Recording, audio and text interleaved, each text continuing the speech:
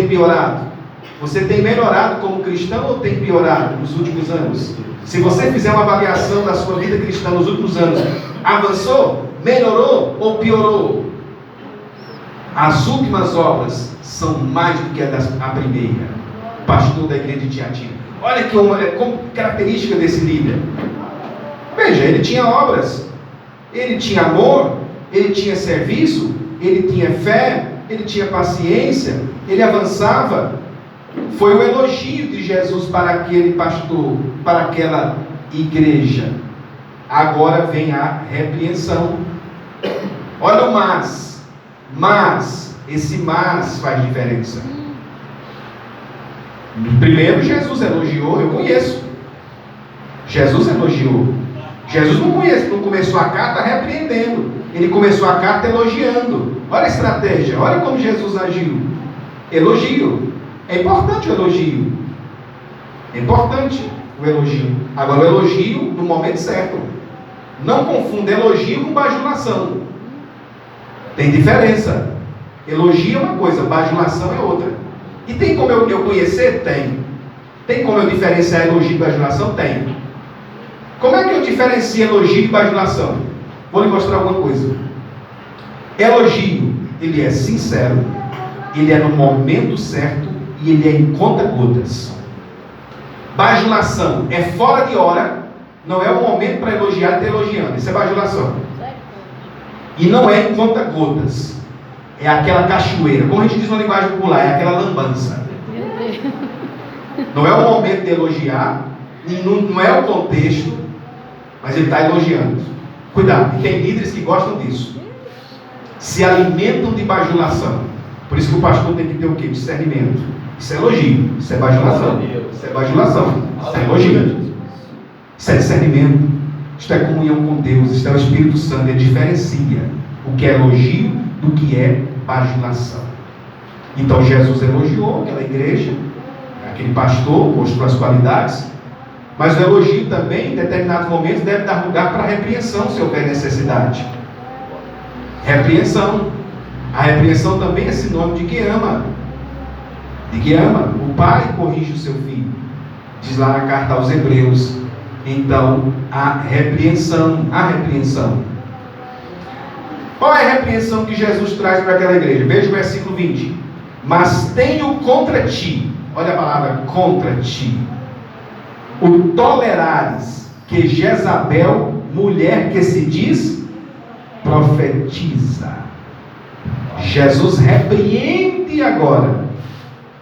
Mostrou as qualidades, elogiou, mas eu tenho uma coisinha contra você. E qual é o problema? O problema é esse. Você tolera Jezabel. Era uma igreja tolerante, era um pastor tolerante. Tolera Jezabel. Tenho contra ti. Seria o despreparo daquele pastor que deixou acontecer isto? Pode ser. Essa mulher, Jezabel, não sabemos bem, vocês sabem que Jezabel no Antigo Testamento, Jezabel juntamente com Acabe, formaram o casal mais ímpio da Bíblia. Se não fosse o profeta Elias, eles tinham erradicado o culto a Deus no Israel do Antigo Testamento. Deus levantou um profeta corajoso, Elias, e Elias confrontou aquele casal, confrontou de forma veemente, inclusive os profetas de Baal, Acabe e Jezabel, eles iriam instalar de forma oficial, com o patrocínio do Estado, o culto a Baal em Israel, no Antigo Testamento. É aí que entrou em cena o profeta Elias, confrontou, entregou mensagens, desafiou os profetas, enfim, Deus levantou o profeta Elias para combater o culto a Baal no Antigo Testamento, que fora incentivado por Acabe e por Jezabel. Jezabel, então, é símbolo de pecado no Antigo Testamento, o casal mais ímpio do Antigo Testamento. Agora aqui aparece essa Jezabel lá da igreja de Tiatira. Não sabemos se o nome de fato dela era Jezabel ou se Jesus estava relacionando com a Jezabel do Antigo Testamento. A Bíblia não dá detalhes acerca disso. Só sabemos de uma coisa: Essa irmã Jezabel aqui, irmã entre aspas, olha o que o texto diz no versículo 20. Mulher que se diz o quê? Profetiza. Ela não era, ela se dizia. Tem gente que pensa que é sem ser. Se diz, é o que o texto diz. Ela se diz, Jesus se diz. Como ele já tinha falado que ele conhece tudo, ela se diz profetiza. Lá na cidade de Tiatira, conforme eu falei no início, existia então um templo a um deus de adivinhação. Talvez influenciado por isso, as pessoas vindo para a cidade de Tiatira para fazer as consultas aos deuses pagãos, essa mulher então achou que era uma forma dela se projetar e começou então a profetizar. Se ganhou o status de profetiza, se auto-intitulou profetiza, se diz, é o que o texto diz. Jesus não diz que ela era, se diz. Tem gente que quando coloca na cabeça que é pastor, é difícil tirar da cabeça dele. Colocou na cabeça que é apóstolo, ele se auto-intitulou, se diz. O que tem hoje aí por aí? Já observou como é que o nome pastor anda de uma forma muito comum nos dias atuais? Todo mundo é pastor. Eu sou pastor. Não, eu sou pastor também. Sou pastor também. Não, mas eu sou pastor. Se banalizou tanto que alguns já acham que ser pastor é pouco, tem que ser apóstolo. Por quê? Porque pastor está no nível comum, eu tenho que estar um degrau acima. Então eu sou apóstolo. Outros dizem, já são, não sei onde vai parar, daqui um dia vão ser quarta pessoa da Trindade, ou vice-deus. Já tem uns que já se auto-intitulam de patriarca. Veja, mulher que se diz profetiza, ela se intitulou. Agora interessante que alguns acham, a palavra mulher aqui pode ser também esposa no original. Pode ser esposa. A palavra mulher na língua grega é kine, daí que vem a palavra ginecologista. Ginecologista vem daí, né? É a palavra kine na língua, que é mulher. E mulher também pode ser esposa aqui. Alguns acham, não fica bem claro, poderia até ser a esposa do pastor. O texto não dá detalhes. A palavra pode ser traduzida por esposa aqui, tanto por mulher como por esposa. O original dá margem para isso. De forma que não sabemos. Agora, veja o que essa mulher fazia. Ela se dizia profetiza. Veja a quantidade de versículos 20. Depois da palavra profetiza, vem que palavra? Ensine. Ensine. Essa mulher ensinava na igreja. Essa mulher ela tinha status de profetisa. E ela foi ganhando terreno no corpo da igreja. De forma que ela estava ensinando. Ora, onde é que estava o pastor da igreja? Onde estava o pastor da igreja que não tomava nenhuma medida? Ela estava ensinando. Ensinando. Os irmãos sabem que o ministério do ensino é o ministério. A Bíblia diz que Deus chamou uns para o ministério do ensino. Está em Efésios 4:11.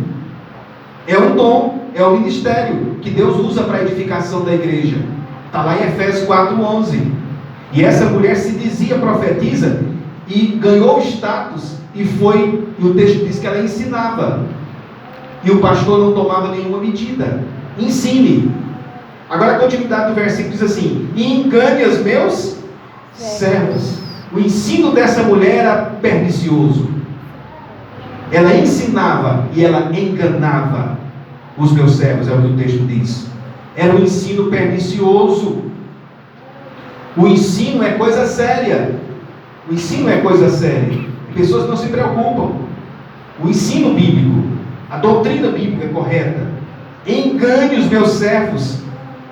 Agora veja para você ver o conteúdo do ensino dessa mulher, a continuidade do versículo. Olha o conteúdo do ensino dela. Ela ensinava o quê?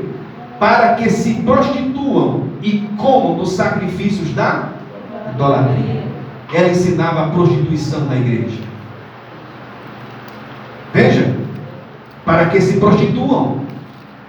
Talvez aqui influenciada, porque na cidade de Tiatira, como existiam muitos cultos pagãos, templos pagãos, os templos pagãos da antiguidade envolviam a prática da prostituição e adoração aos deuses. Então muitas pessoas que iam adorar esses deuses na antiguidade, havia a prática de prostituição para adoração a esses deuses pagãos. E certamente, quem sabe, essa mulher tinha vindo desse ambiente e agora vem para a igreja e ela continua ensinando: se prostituam. E é tão forte isso porque eu disse como do sacrifício da idolatria. Você veja que está relacionado a prostituição com a idolatria, porque nos cultos pagãos da antiguidade havia isso: havia a idolatria, a adoração aos ídolos, e havia a prática da prostituição como forma de adoração aos deuses, que era chamada de prostituição cultual, que era muito comum também no Antigo Testamento e no período aqui do Novo Testamento.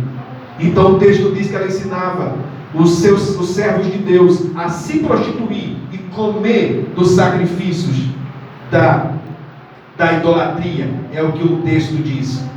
Isso quer dizer o quê? Você já imaginou isto? Você já imaginou esse ensino dessa mulher? Tinha crianças naquela igreja, tinha pais de família, o ensino dela era sedutor, o ensino dela arruinava as famílias. Quantas famílias não foram esfaceladas pelo ensino dessa mulher? Ensinava a prostituir, era sedutor, era mestre na arte da sedução. Você já imaginou isso? Quantas coisas terríveis devem ter acontecido ali? Quantos lares desfeitos? Quantas famílias e adolescentes envolvidos nessa prática? Ela ensinava, era um ensino. Se prostituam e ensinava a comer do sacrifício da idolatria. É o que o texto diz. Ou seja, sacrifício da idolatria quer dizer coisa sacrificada aos ídolos. Ela ensinava isso também. É o que o texto então nos diz. Ela manipulava, ela ensinava, ela era então uma mestre nisso. Vamos mais à frente. Aqui que a gente pode observar aqui, antes da gente entrar no versículo de número 21. Essa mulher, quem olhava assim, você já imaginou? Ela tinha status de profetisa. Quem olhasse ela na igreja, essa Jezabel aqui, dizia é profeta. Mas olha os frutos dela: ensinava a se prostituir e a comer coisa sacrificada à idolatria. Sabe o que quer dizer isso? Fervor não quer dizer espiritualidade. Nosso irmão é muito espiritual, ele sapateia, ele bate palma, é muito, o poder está saindo pelos poros. Cuidado. Se Jesus não tivesse olhos como chama de fogo, se envolvia logo com a profetisa Jezabel. Se Jesus não tivesse olhos como chama, porque ele já se apresentou, tem olhos como chama de fogo. Se Jesus se deixasse levar, ele ia dizer, é a profetisa Jezabel. Essa mulher ganhou terreno na igreja de Tiatira, ganhou status, muitos irmãos criam nela, essa mulher é profetiza. Mas Jesus, que tem como olhos como chamas de fogo, não deixou isto acontecer. Fervor não é símbolo de espiritualidade. Jesus disse assim: é pelo fruto que se conhece a árvore. É pelo fruto. Por isso tenha cuidado. Chegou uma pessoa, você não conhece, esteja atento.